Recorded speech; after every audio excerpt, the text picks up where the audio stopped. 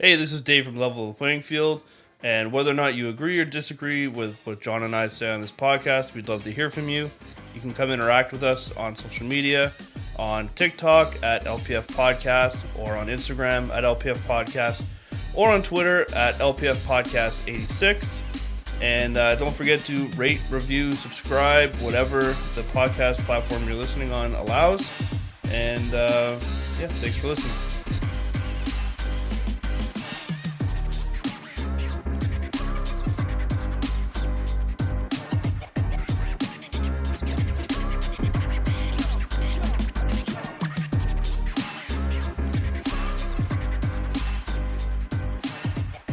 Welcome back to another episode of Level the Playing Field.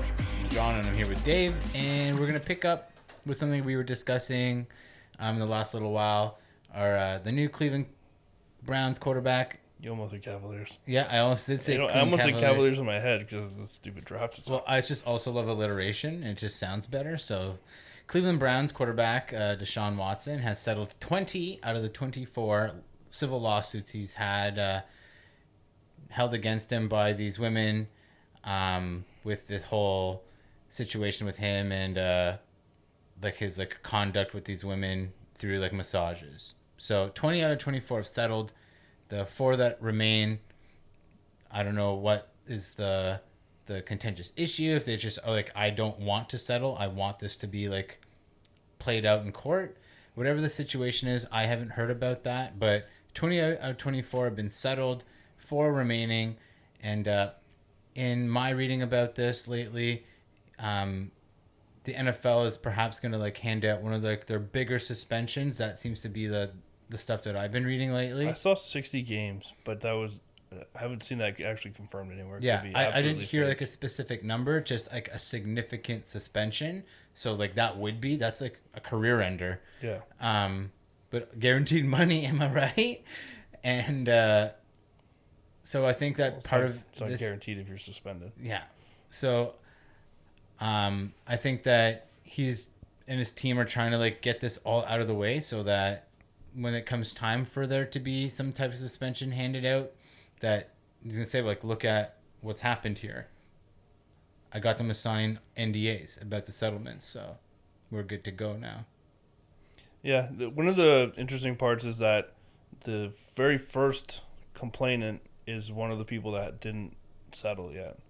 So if you're not first, you're last. And it actually, the way the article was written that I read, it sounded like that was the choice of Deshaun Watson and his team, that they kind of wanted to prove her to be false or something.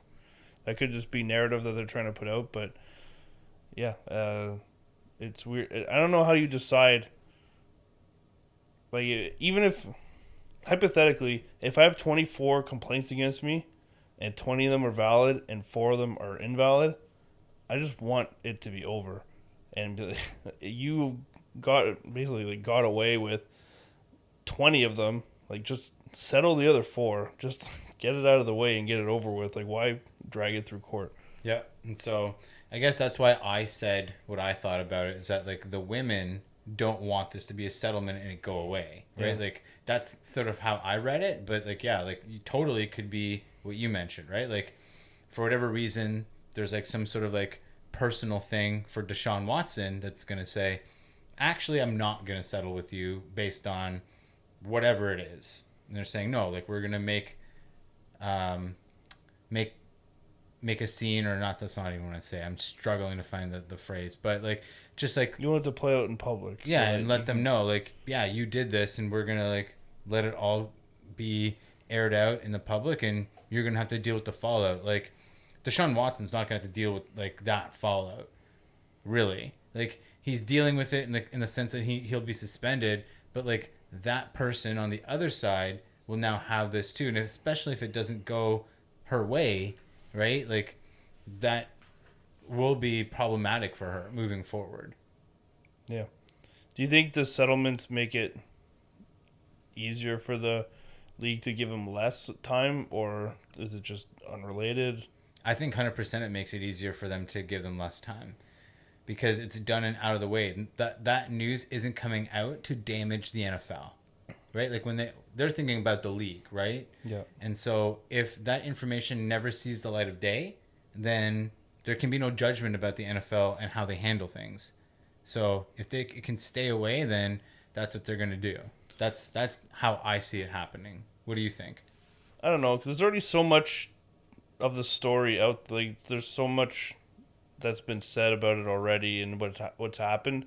And these settlements, whether technically they are or they aren't, they're basically an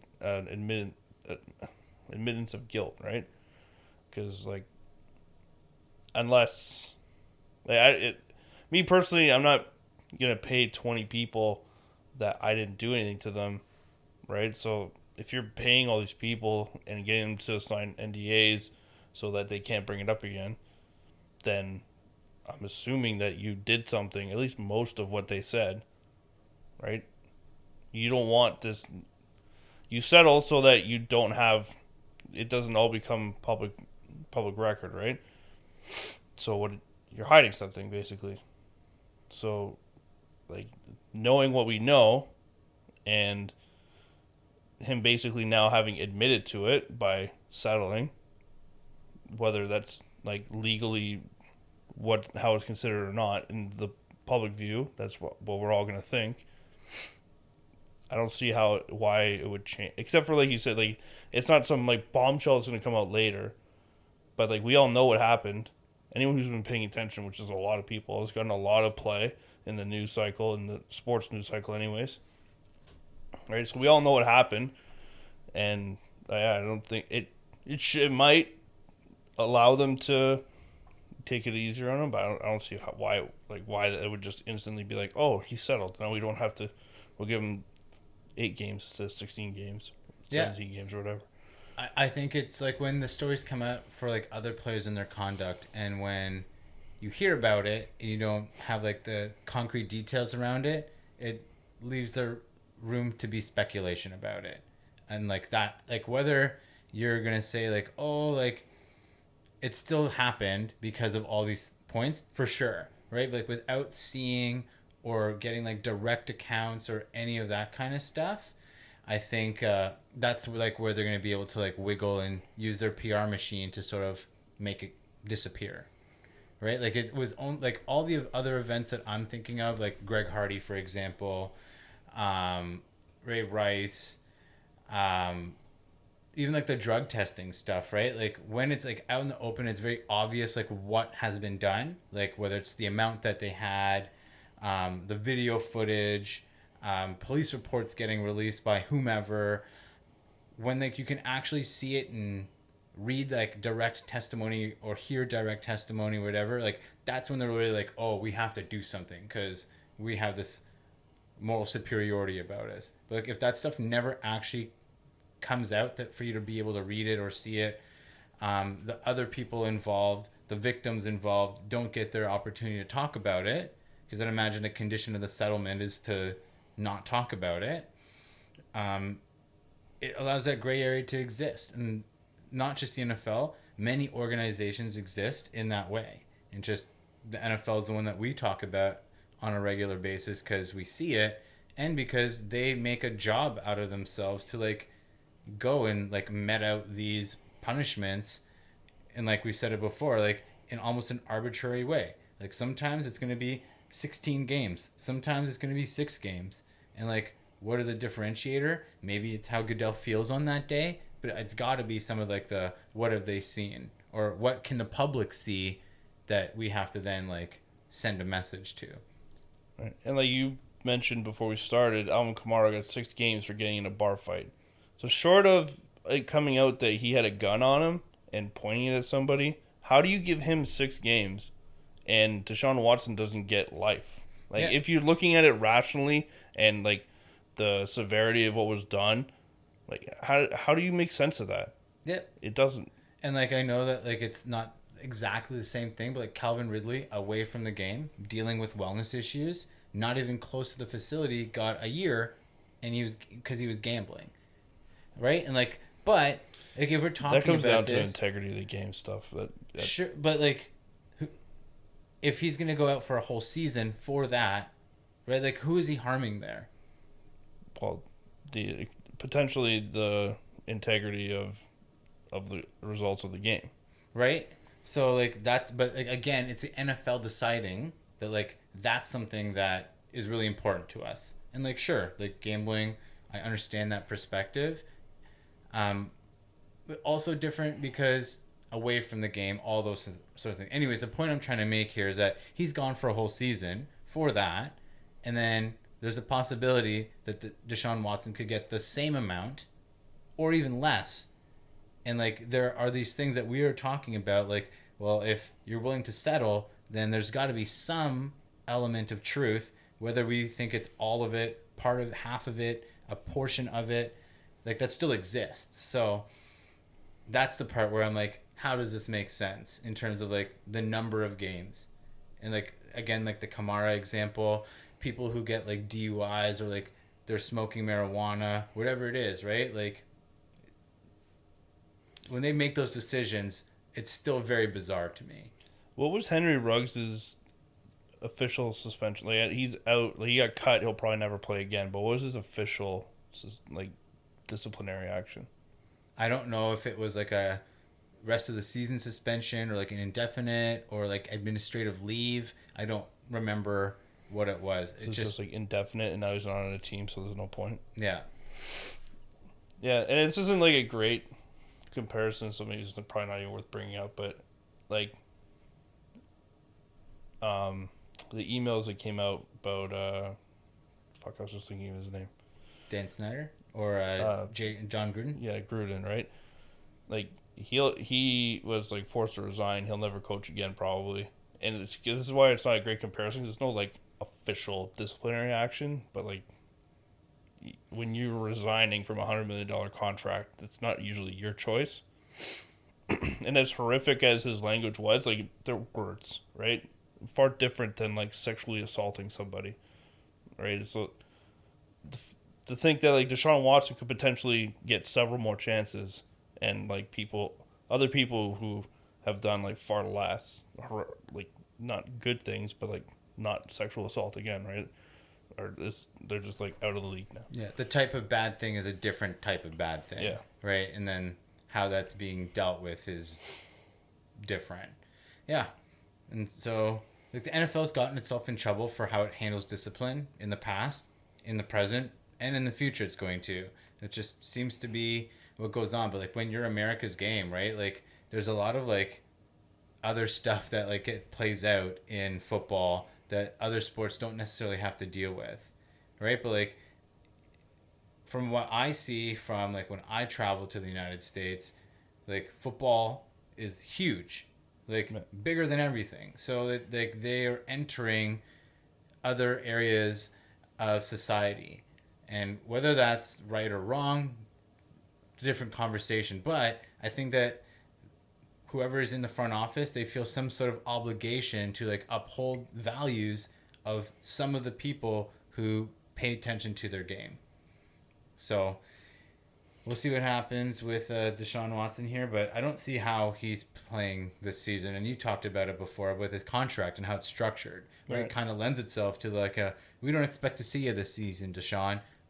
So I still think like when you pointed that out, that was a great point, that if they had structured a salary this way, and like they did all this research and like all this investigating, like all this research led to me offering you $1 million this season, right? Out of 230. We did our research, and it turns out that like there's how many more women that are saying that they're gonna like file suit and all that kind of stuff. So, still really really messy, this entire situation. Has Goodell been commissioner too long to really compare how he deals with these situations versus how his predecessor dealt with these things? No, I don't think so. Or maybe it's just too long for us. Maybe. I know that who was it before this? Tagliabue? Yeah. Because like Tagliabue didn't really have to deal with like social media and shit like that. Like, absolutely not. Did not. You're right. And like the prevalence of drugs and like the whole like party lifestyle was there, but it wasn't as visible, right? Yeah. So now it's visible. So now is there an obligation to deal with everything? And sure, maybe there is, right? Because you don't want that to be like the underbelly of your sport. But again, it goes back to like what we keep talking about. Like, how can we say like this person does this many games? That event happens in a similar fashion, and now it's less games or more games. Like that's the part that's always bizarre. Yeah.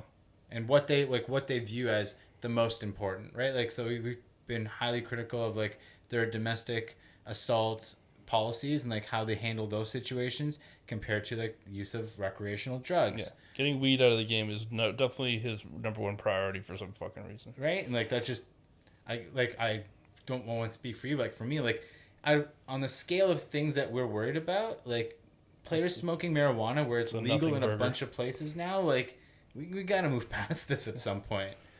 Like, accept it. I can't even understand like the argument for suspending anybody.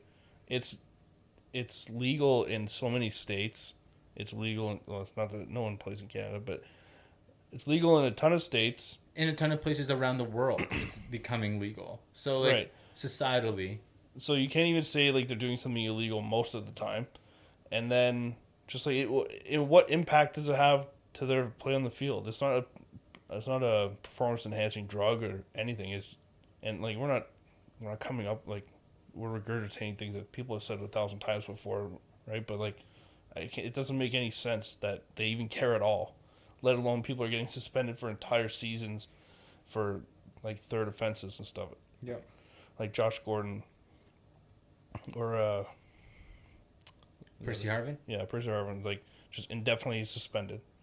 Right? Yep, for sure.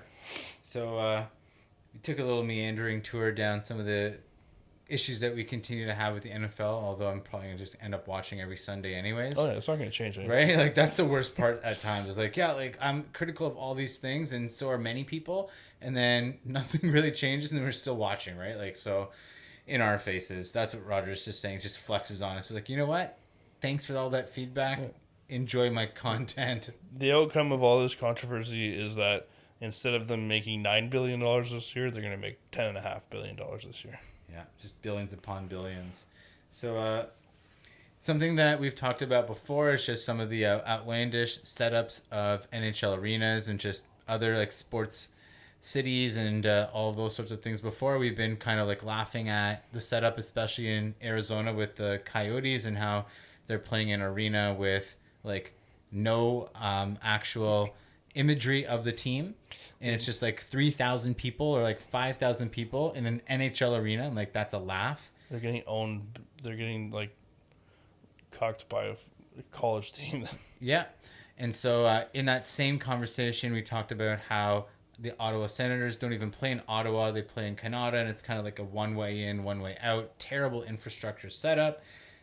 Recently, it just came out that the Senators have signed a memorandum of understanding with the city of Ottawa about plans for a downtown arena. So downtown Ottawa. So I was just wondering, do you think that the front office of the Ottawa Senators is listening to level the playing field? Definitely. We're definitely the only people who's ever brought that up before. So we'll take full credit for that. Yeah. So have you been to Ottawa? Not as an adult. So Lindsay has a cousin in Ottawa, so we're there like once a year or so. And I guess for me, I'm just trying to wonder, like, where exactly would it go? Because, like, the downtown core part of it, at least, like, I don't know what they would be knocking down to put in its place. So I'd be curious to know where it is. But, like, Ottawa's decently accessible. I know they just spent a ton of money on, like, a metro system. And it's not very big, but it's there and it's underground. So I would hope that they would think about that if they're actually going to follow through and build it there. But I think that's a good idea. And like based on what you've said about the current commute to the arena, like it would make sense, especially if they're trying to like rejuvenate the city. Yeah. Hopefully they don't put it anywhere near the Capitol so that the Capitol just gets us another trucker convoy or something. It doesn't fuck up traffic for the hockey fans. Well, they were talking about Canada Day celebrations coming up on July 1st and that like if families are looking to make plans to travel to Ottawa for Canada Day celebrations, that you might want to rethink them, that there are going to be convoys there over the Canada Day weekend. Oh, really? Yeah. I didn't even hear that. Yeah, like it's just bizarre because like the things that they were talking about have kind of resolved themselves for now. Right. So, but yeah, I've heard that like a couple of times through like people at work that were planning on going or they have family there. And then a couple of times on like CP24 or whatever, they're saying like, oh, like think about your travel plans to Ottawa. And I was like, really? I was like, that's bizarre. But,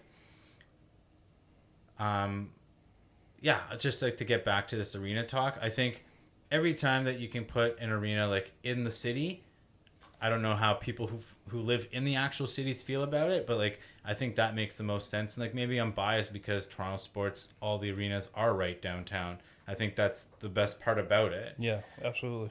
That you can travel down to the place, you can make a huge day of it, right? You get there early, go explore the city, go to your game, stay around afterwards, can do dinner, you could do like a night out. Like I know I've done all of those things, and like when the arena is completely separate from that, like that's a huge pain to like do any of that. And in terms of like attracting tourism, when other teams are showing up, or just like tourism in general, to have all of that in one place is like concerts and shows as well. It makes more sense. The infrastructure is there, so. Yeah. And like to use Toronto as an example, I don't have no idea what the transit system's like in Ottawa, but like as garbage as our transit is here, there's like 7 different ways to get to the arenas, right? Besides driving, you have 2 different trains, buses, like light rail, right? And if you just to move it to like the north side of Toronto, so say you put it up somewhere near like Yonge and Steeles or something like that, right? Like it would just completely change that. Like all of a sudden you have like one subway line that goes in. The GO train is now useless. Yep. The buses are going there much less, and right, so it makes a huge difference. Like where you decide to put these teams. I don't know. Like I said, I don't know anything about Ottawa, so I don't know like how much this is going to change, because they're basically like a half a step better than Arizona, right? Like in terms of like attendance and income and stuff like that. So hopefully this turns it around, and then it actually make like pretty much every Canadian market, when the dollar is doing well, is like a huge boost to like the league revenue in total. So if they can get Ottawa figured out, then this would be like make the league a lot healthier. Yeah, and I think that probably bodes well for some of the young players on the team as well, that like this investment stuff's looking to be made. I also find it a little curious that it's like not too long after the passing of Eugene Melnyk, right? So like is this, you think like they were trying to hold him out? Maybe, or maybe this new, like the people who are like stepping in now as like the new CEO or whatever, like maybe that was not part of his vision, right? Like we don't know of any of those inner workings, right? Yeah. But like the idea that there's now this new movement, these new ideas coming in, I don't know if it's related or not, but the whole idea that like now they're talking about it, and like I know that you've talked about it a couple of times on the pod, but like it's been spoken about a long time. Like even Lindsay's cousin, like her family, For years they had seasons tickets, and like the way that they even like retained their clientele, like it just wasn't managed very well. And they talked about the nightmare that it was to get out there for the game and get back in there, like local to it. Yeah. Right. So the idea that like for years this has been criticism that's been like lobbed at the Senators front office, and nothing's really been done, and now all of a sudden there are these things coming out. Like I'm making the connection whether it's real or not. Yeah, I don't know. It's strange because like Melnyk was like a beloved figure in Ottawa, so to think that like if I'm remembering correctly, this has been like talked about for a long time, trying to get them into actual like Ottawa proper, right? To think that like the government there was trying to like keep them, like fuck them over or something, it would be weird.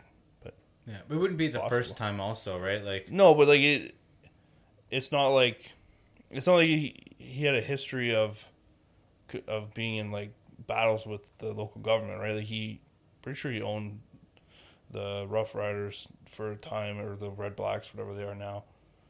I could be wrong about that, but like he's like a huge deal in Ottawa, and he did a lot of philanthropy and stuff, and yeah. I don't know those details, but just the idea that this is not being spoken about and he's not with us anymore, those are the dots that I'm connecting. This is B-Word, one half of the host of the Bleach Brothers podcast. My buddy Jake the Hater, Jake the Tailgater, joins me every single week on Sundays to cover things like dadisms, food and beverage, and all things entertainment. And just like Sunday church, when you get out, you can come and enjoy all the dirty talk and get sanitized. To keep it in the hockey world, Nazim the Dream, he's back after his 4-game absence. He scored the OT winner, and I guess I'm wanting your take now. So, are the Lightning done for real now? Is this a stranglehold? I would say it's definitely a stranglehold. You never say they're out, right? Like, people have come back from 3-1 before. It's not looking good, though. Like, yeah, but it's not the Maple Leafs playing in the Stanley Cup final, so... This time it was John, not me. The fruit's ripe. You got to pick it. Yeah, I don't know. Like, just like people used to talk about, like, how much football, like, the Patriots played being in the finals all the time and how that wore them down. And, like, sometimes, like, they didn't seem to have it the same as other years, maybe because of that wear and tear. I have to think that, like, Tampa Bay's, it's going to be, like, something incredible for them to gather the steam to be able to come back. Right. And like our buddy Andrew mentioned last episode, that Colorado plays incredibly fast, and that maybe that's also catching up to them, that type of pacing in the game. Well, and they're going back to altitude for Game 5, right? Right. And like, yeah, flowers to you on that point. When I like listened back to a little bit of that episode, and when you brought that up, I'm like, oh, we should have probably like acknowledged that was like a very good point. So here it is. Yeah, that was a great point that you made about the altitude, and that, like, yeah, that does mess people up, right? Like, my experience with altitude for sports in Denver is Mile High, right? Like, with the Broncos. So yeah, that was a really good point. So or when you climbed Kilimanjaro, yeah, but I also did that at like a mile every like 3 hours. I was walking very slowly. But that's a long story, and we'll save my Kilimanjaro climb for another day. But on top of this OT winner, have you seen the replay and how it got stuck in the net? I actually haven't. So he makes a decent move around the guy, and then he goes, I think it's backhand, off the keeper, and then it gets like lodged into like the back of the net at the top, kind of where the water ball's on top, and where like the top of the net and the back of the net meet. It gets wedged in there, and so people like thought in the that net? Yeah, and it got stuck there. So people thought that it was a save, and people looking around, and then Didn't find the puck. Stamkos is the guy who skates by, and he kind of just taps on the net, and you can see him be like, oh, god damn it. And then Colorado celebrating. And so that part was kind of cool in and of itself. Kadri getting it, being away, scores the OT winner. No one can find the puck.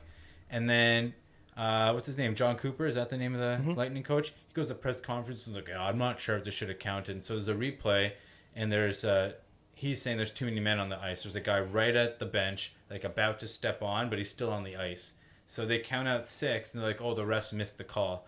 And so the OT goal shouldn't have counted. And while I can appreciate that, it's kind of like, dude, like, let go a little bit. You've never benefited from a call like that. It depends on how egregious it was. Like, I don't think it's egregious based on what I see. It like the 6th person, or if you want to count him as the 1st person, whatever. That last guy, like, he's basically stepping off of the ice. It's not like he's interfering with anyone else in any shape or form. So I don't know. It's not exactly the same comparison, but I liken it to when like the QB is hiking the ball in football, and it looks like it's double zeros on the play clock, and like that call never gets made for delay of game. It has to be like egregiously missed.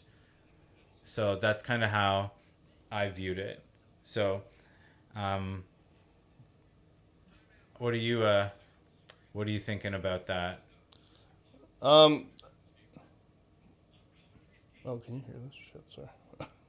trying to see it. Because I want to say there's usually like room for error when in these plays, right? Where like if the guy's on his way off the ice within a certain distance of the bench, that they don't really ever call that stuff, right? It's not like the guy was in the play trying to get involved, right, or touching the puck. That's usually the big thing, right? When the guy coming on touches the puck before the guy gets off. I don't know that Kadri wasn't the guy that made the change, right?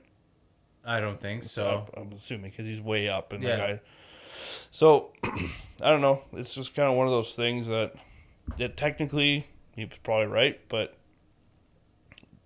there's so many plays like that during a game where a guy is on his way off and they just kind of like let it go. They're like, okay, like his intention definitely is to be off the ice, not to be in the play. Yeah, and I think that this is probably one of those instances, right? It just didn't go the Lightning's way, and hey, man, like just calm down, like take your L. And how many fucking Stanley Cups do you need? Yeah, anyways?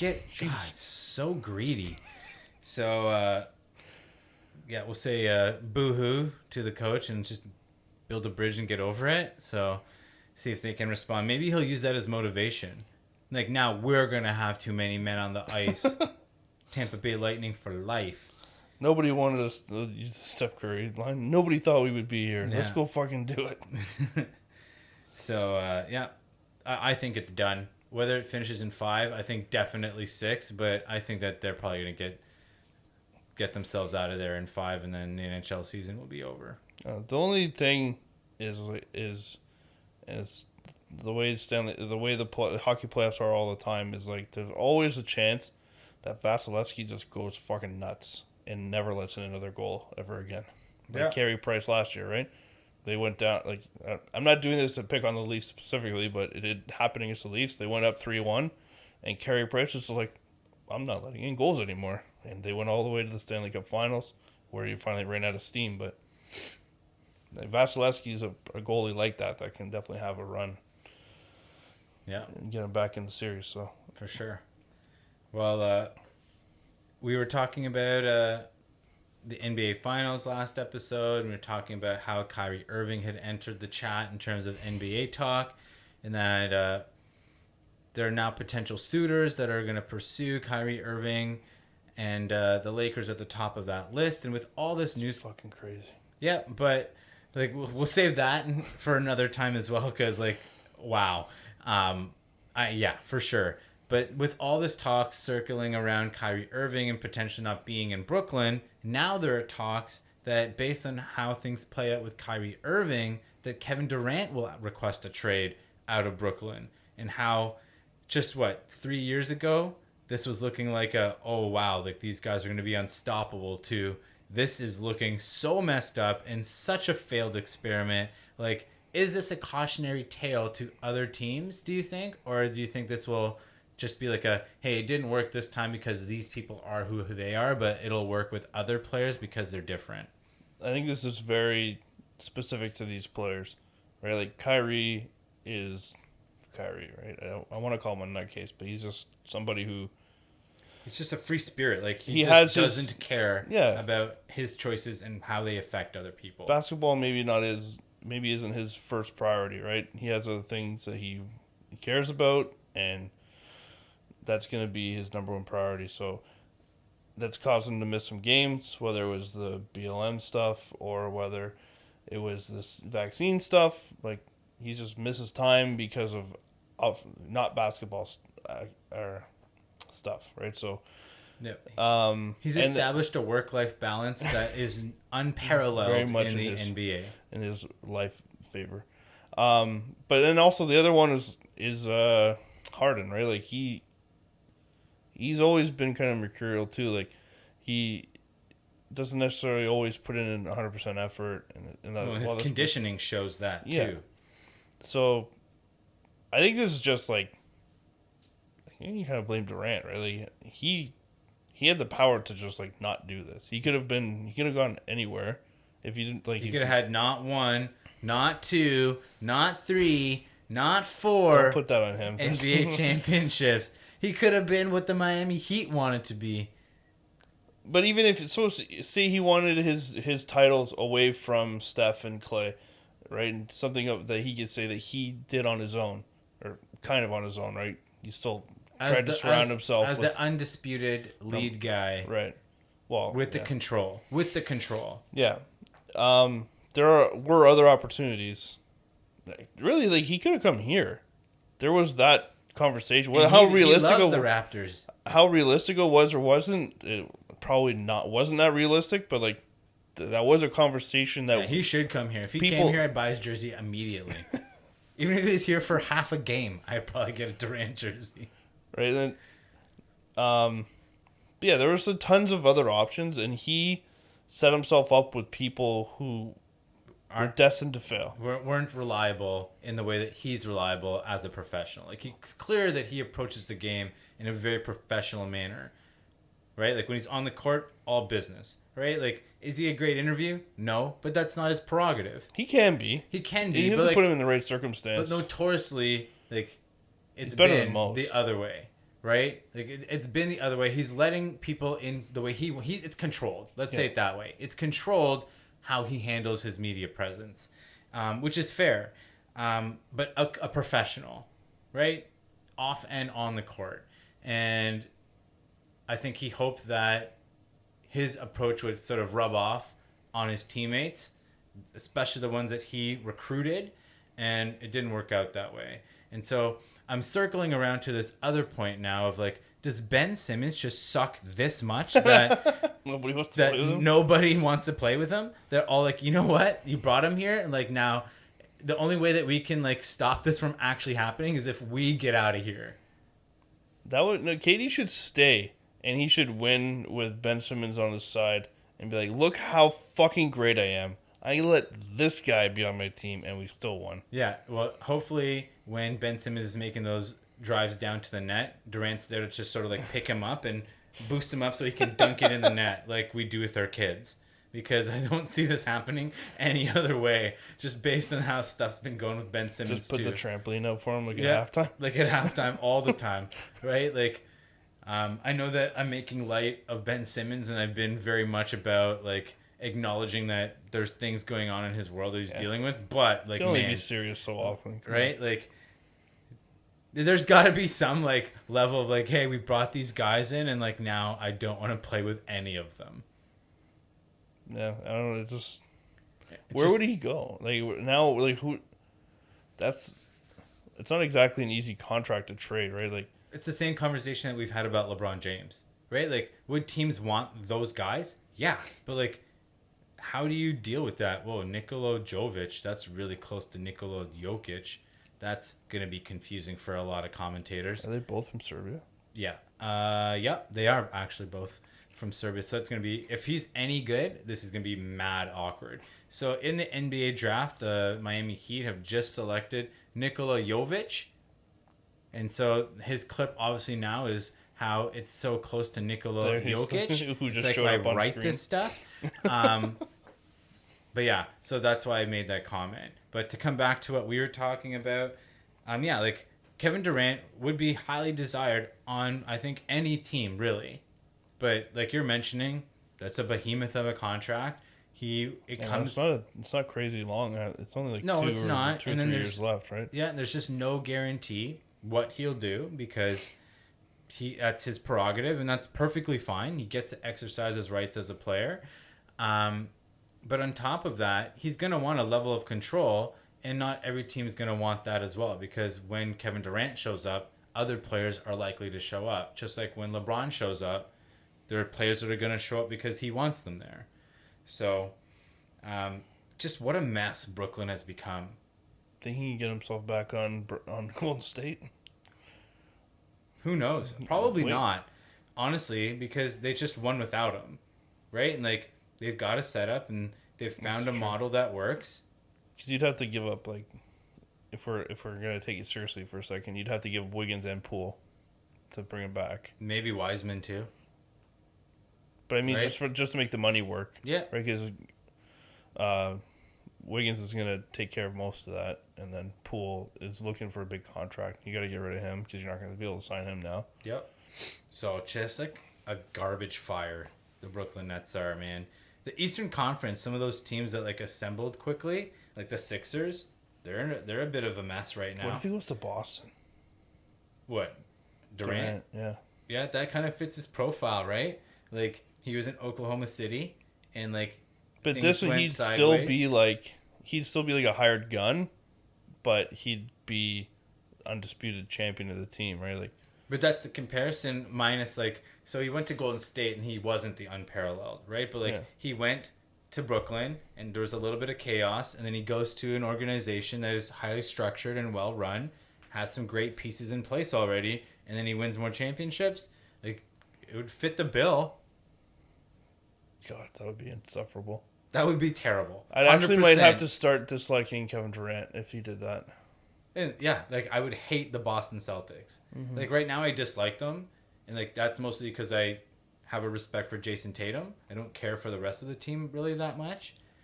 But Jason Kobe Tatum. Yep, well played. I see what you did there. And but if Durant went there, that would be really hard to watch. Yeah, they'd kill everybody. Right? Whew, that would be tough.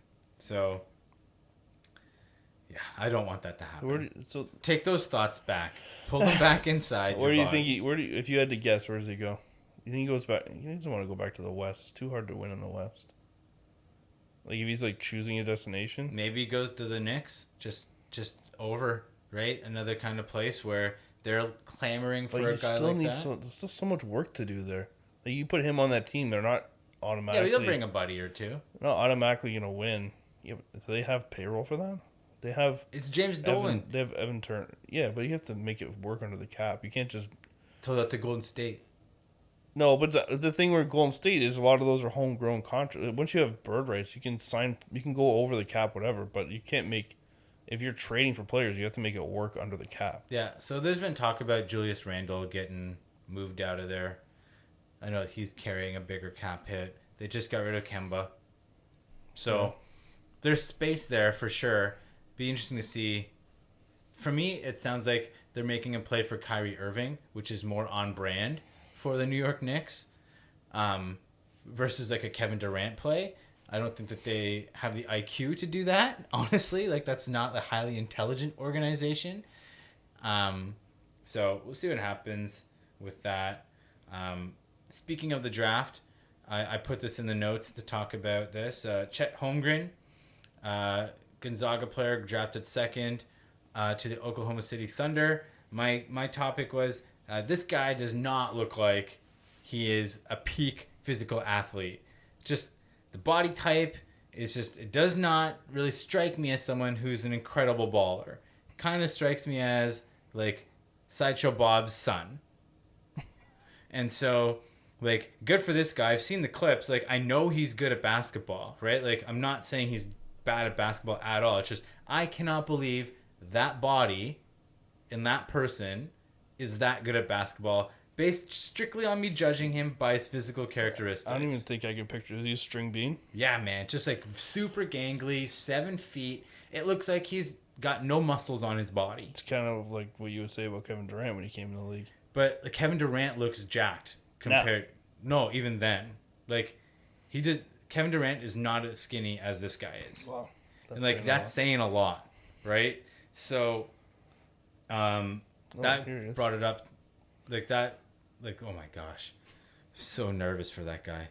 And it just brought up the idea of can you think of any other professional athletes that you're I cannot believe that person is a professional athlete?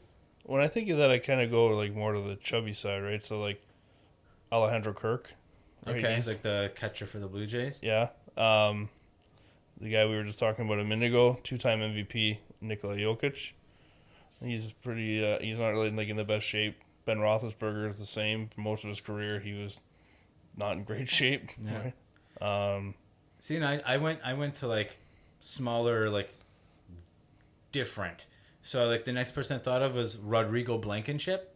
He's the kicker for the Indianapolis He's a fucking kicker. Colts. But he has a hilarious mustache. He wears these hilarious sport goggles. It looks like kickers are hard to win athletes. It looks, yeah. This is where again I'm judging, right? Just does not look like has any sort of athletic inclination in that body, and there are memes about it. It's tell me how both of these guys are playing in the NFL, and it's a picture of Rodrigo Blankenship beside DK Metcalf.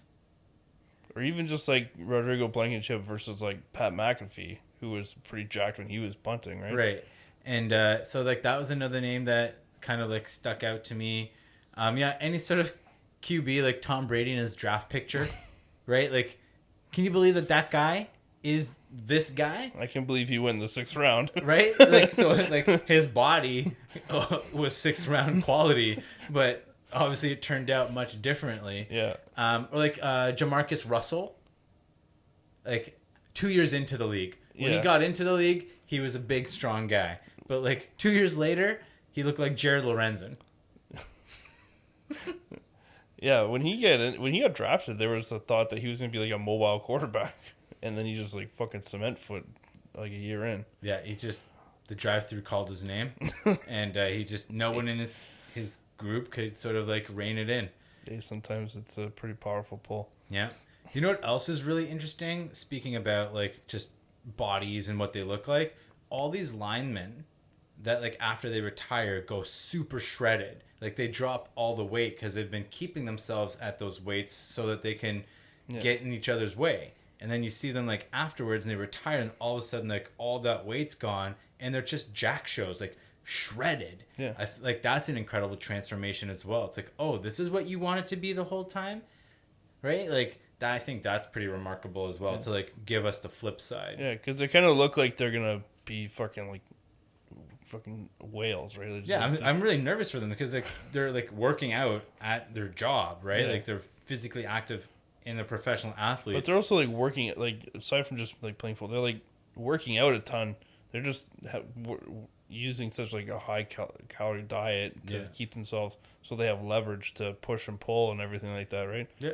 But again, just like to talk about another way that Who's the one that there's one recently that was like went really really short. Was Whitworth just retired, right? Yeah. So it was somebody else. It was some other old lineman that recently retired that looked like very quickly got like in great shape. Well, there's the guy that was on those like Titan games that the Rock had. Was his name like Joe Thomas or something like that? Yeah, I think that's who. Right, like he was a bigger dude. Like I wouldn't say he's shredded, but he was definitely on his way to being shredded. Like you could tell he was transforming his body. He's only like a year out of the league, right? But like when I saw that guy, I'm like, oh, I'm like, that's Joe Thomas. I'm like, I don't remember him looking like that. I'm like, oh, I get it. He doesn't want to look like that either. He's working out the same, but he's not eating a stack of pancakes every day. He's not having a cheat meal every day.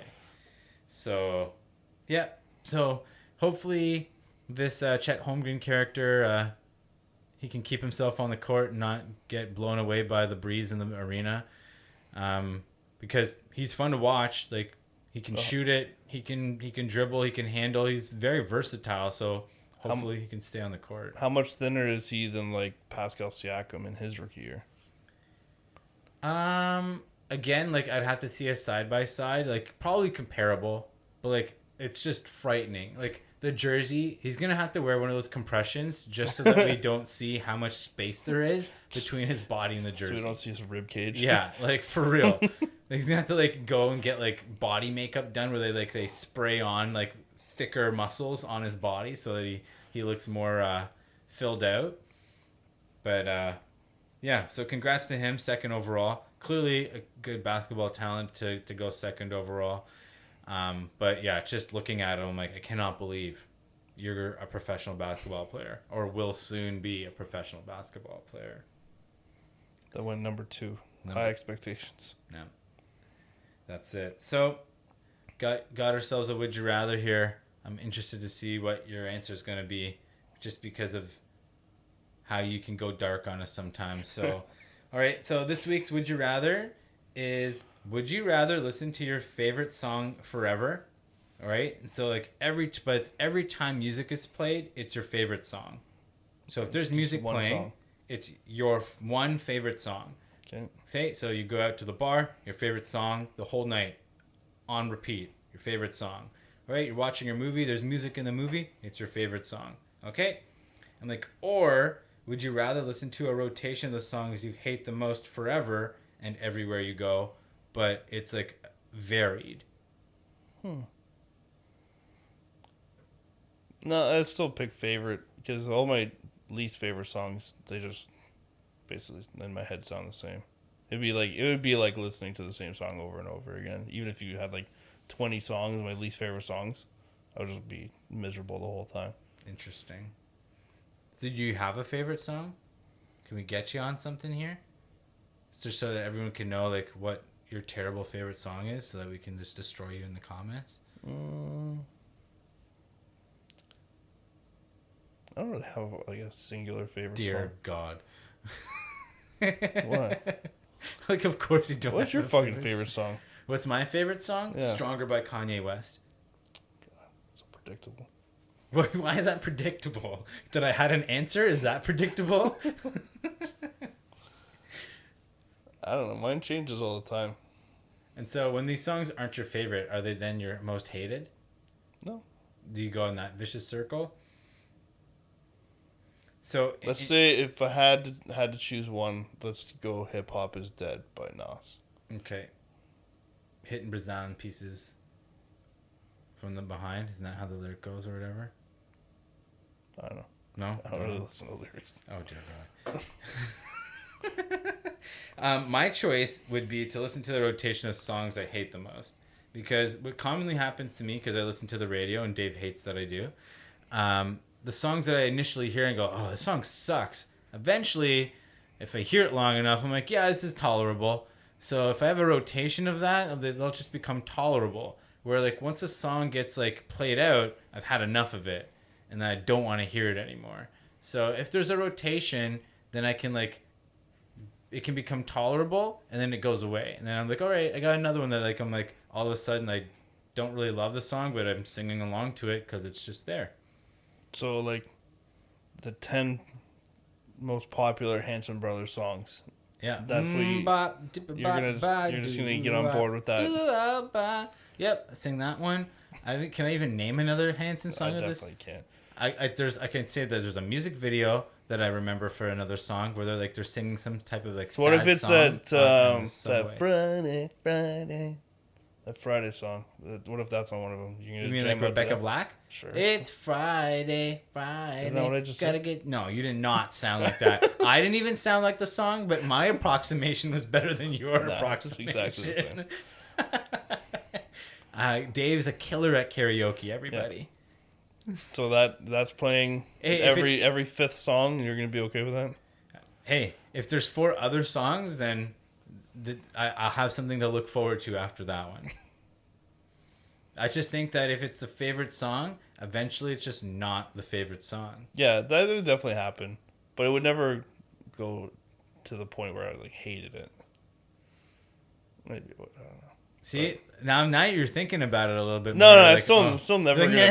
Like, there's songs I just never want to listen to. So. Okay, what's a song that you never want to listen to? I can't really remember people's names that I've talking about. You know, it's a song with the words and the melody like this, and I just say the words and it sounds like the song in my head. Friday, Friday. It's Friday. That's what I just sang, John.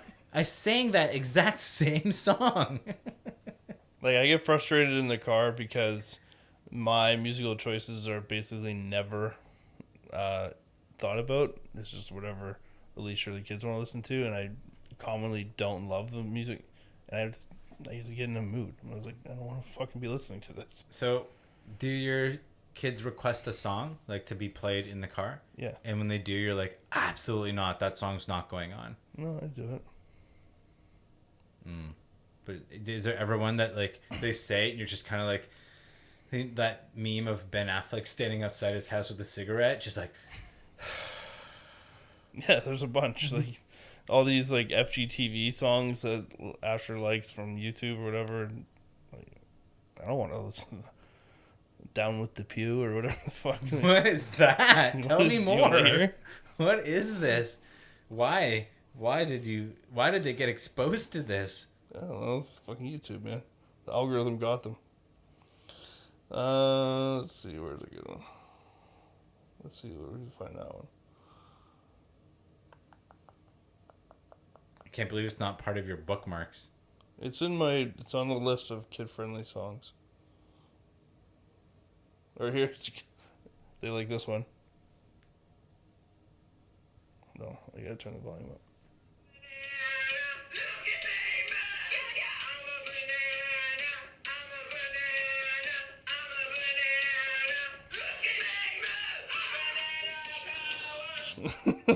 Oh my God. Are you okay? Here, here's Dom. Hey, Sean. Yeah. Do you like bad guys? Yeah. If you see a bad guy, what you gonna do? Yeah, man, I know you down with the pew. I'm down with the pew. But the question is, are they? Locked and loaded, stocked and holding. He got the shots to be rocking and rolling. Popping the hoppers, he feeling the proper. You got the That just sounds like some of the rap music that's out right now, just done at like a lesser quality. So, Oh, Dave, I'm so sorry. is what it is, man. Oh, wow. I don't know if I could choose the songs I hate if those were the songs. I might have to rethink my I'm telling choice. you, Oh my God. there are songs you've never heard of that you would hate way more than the ones that you know. Oh no. All right, well, perhaps let us know what you would choose for your Would You Rather. But, oh man, I can't believe we're going to end with those songs. Yeah, but let us know in the comments. If you haven't checked us out on the YouTubes, check us out on the YouTubes. All right, Dave hates that I'm ending like this, but here we are. YouTubes. Yeah, we have several. We have several YouTubes. All right, later.